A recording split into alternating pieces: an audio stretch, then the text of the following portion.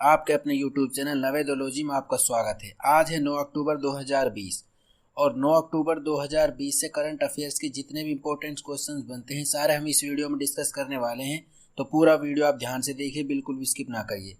अगर आप हमारे चैनल पर पहली बार विजिट कर रहे हैं तो चैनल को सब्सक्राइब करें और बेल आइकन को दबाना ना भूलें ताकि आपको हमारी हर नई वीडियो का नोटिफिकेशन सबसे पहले मिल सके।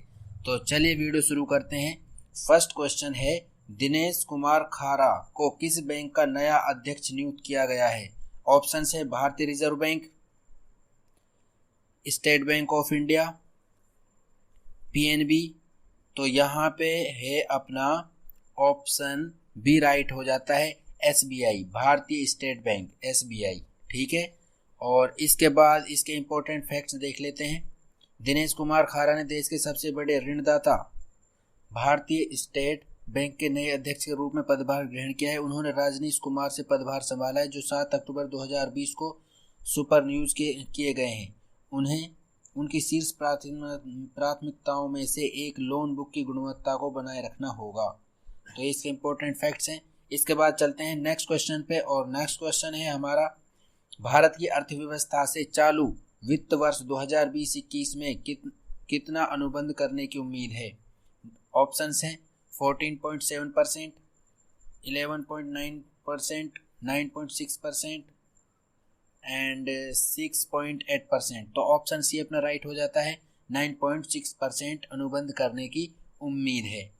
तो यहाँ पे इसके इंपॉर्टेंट फैक्ट्स देख लेते हैं। कोविड-19 महामारी की वजह से चालू वित्त वर्ष 2020-21 में भारतीय अर्थव्यवस्था के 9.6% के अनुबंध की उम्मीद है। विश्व बैंक ने 8 अक्टूबर 2020 को कहा था, भारत की अर्थव्यवस्था दक्षिणी एशिया में सबसे बड़ी है।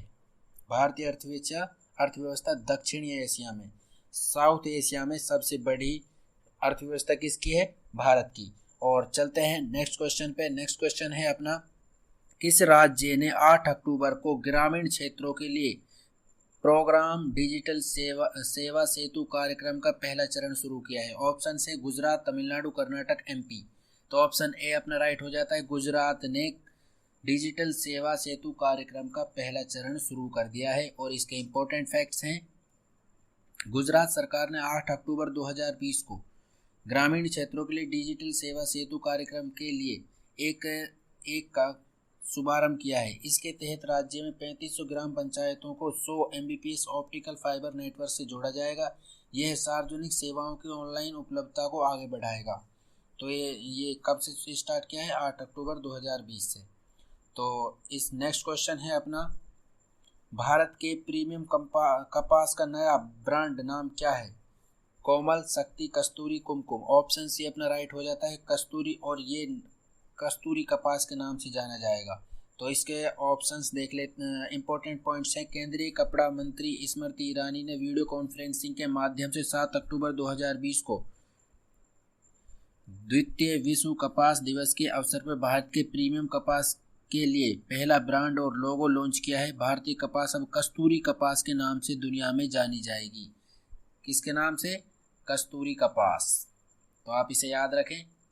और नेक्स्ट क्वेश्चन है अपना, किस राष्ट्र ने घोषणा की है कि वह केवल WHO द्वारा मान्यता प्राप्त कोविड-19 वैक्सीन को स्वीकार करेगा? ऑप्शन है बांग्लादेश, वियतनाम, पेरू, इंडोनेशिया। तो ऑप्शन ए अपना राइट हो जाता है, बांग्लादेश ने ये कहा है कि वो WHO द्वारा मान्यता प्राप्त कोविड-19 वैक्सीन को ही स्वीकार करेगा। और इसके इंपॉर्टेंट फैक्ट्स हैं, बांग्लादेश ने कहा है कि वह देश में उपयोग के लिए WHO मान्यता प्राप्त WHO कोविड-19 टीका को स्वीकार करेगा। जिसे WHO स्वीकार करेगा, मान्यता देगा, उसी को वो स्वीकार करेगी बांग्लादेश। इसकी घोषणा 7 अक्टूबर 2020 को एक मीडिया ब्रीफिंग के दौरान बांग्लादेश के कैबिनेट सचिव खंडेकर अनवारुल इस्लाम ने की। तो नेक्स्ट क्वेश्चन है अपना, हाल ही में हुए संसदीय चुनावों के नतीजों को शून्य घोषित किए जाने के बाद निम्नलिखित में से कौन सा मध्य एशिया राष्ट्र अराजकता में फिसल गया है? ऑप्शन से Kazakhstan, Kyrgyzstan, Tajikistan, Turkmenistan. Option B अपना राइट हो जाता है, किर्गिस्तान। और इसके इंपॉर्टेंट फैक्ट्स हैं, प्रतिद्वंदी के विरोधी गुटों द्वारा सत्ता के लिए पकड़ बनाए जाने के बाद किर्गिस्तान के मध्य एशियाई राष्ट्र अक्टूबर में अराजकता में गहरा हो गया है। किर्गिज केंद्रीय चुनाव आयोग ने पहले हिंसक विरोध प्रदर्शनों के लिए बीच 4 अक्टूबर को हुए संसदीय चुनाव के परिणामों को शून्य घोषित किया था। और अपना नेक्स्ट क्वेश्चन है, केंद्रीय मंत्रिमंडल ने भारत और किस राष्ट्र के बीच साइबर सुरक्षा पर समझौता ज्ञापन को मंजूरी दी है? ऑप्शन है ऑस्ट्रेलिया, रूस, जर्मनी, जापान। ऑप्शन डी अपना राइट हो जाता है, जापान के साथ। और इसके इंपॉर्टेंट पॉइंट्स हैं, 7 अक्टूबर 2020 को प्रधानमंत्री नरेंद्र मोदी की अध्यक्षता में केंद्रीय मंत्रिमंडल ने भारत और जापान के बीच साइबर सुरक्षा के क्षेत्र में सहयोग समझौता पर हस्ताक्षर करने की मंजूरी दी है। तो यहाँ पर क्या कौन कौन से हैं? भारत और जापान ने यहाँ पर हस्ताक्षर करने की मंजूरी दी है। और यहाँ पे नेक्स्ट क्वेश्चन है, विश्व कपास दिवस कब मनाया जाता है? 7 अक्टूबर, 6 अक्टूबर, 5 अक्टूबर, 3 अक्टूबर। ऑप्शन ए अपना राइट हो जाता है, 7 अक्टूबर को विश्व कपास दिवस मनाया जाता है। और कपास को भारत में किस नाम से जाना जाएगा? कस्तूरी कपास के नाम से। और इसके इंपॉर्टेंट पॉइंट्स हैं, विश्व कपास दिवस WCD विश्व स्तर पर 7 अक्टूबर 2019 से मनाया जाता है। अंतर्राष्ट्रीय दिवस का उद्देश्य कपास के फायदों को मानने का है, इसके गुणों से लेकर इसके उत्पादन, परिवर्तन, व्यापार और उपभोग से प्राप्त होने वाले लाभों तक प्राकृतिक फाइबर के रूप में। और अपना नेक्स्ट क्वेश्चन है, बर्नट शुगर या गर्ल इन व्हाइट कॉटन नामक पुस्तक के लेखक कौन है? राहुल महाजन, कृतिका पांडे, अवनी दोषी, तुलिका मेहरोत्रा। तो यहाँ पर ऑप्शन सी अपना राइट हो जाता है, अवनी दोषी बर्नट शुगर की लेखक हैं। और इसके इंपॉर्टेंट पॉइंट्स हैं, अवनी दोषी द्वारा लिखित एक पुस्तक उपन्यास burnt sugar United kingdom UK में प्रकाशित हुई है। यह प्रतिष्ठित 2020 बुकर पुरस्कार के लिए लंबे समय से सम्मानित किए गए 13 लेखिका में से एक है। उसी उपन्यास के एक संस्करण भारत में गर्ल इन व्हाइट कॉटन शीर्षक से प्रकाशित हुआ है।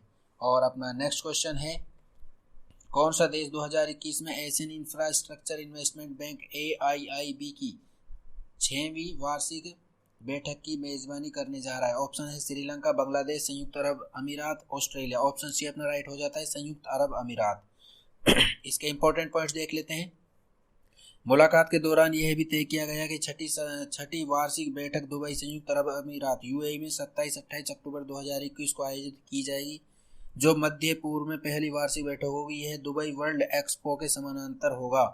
UAE भी AIIB के संस्थापक सदस्यों में से एक था। और नेक्स्ट क्वेश्चन है अपना,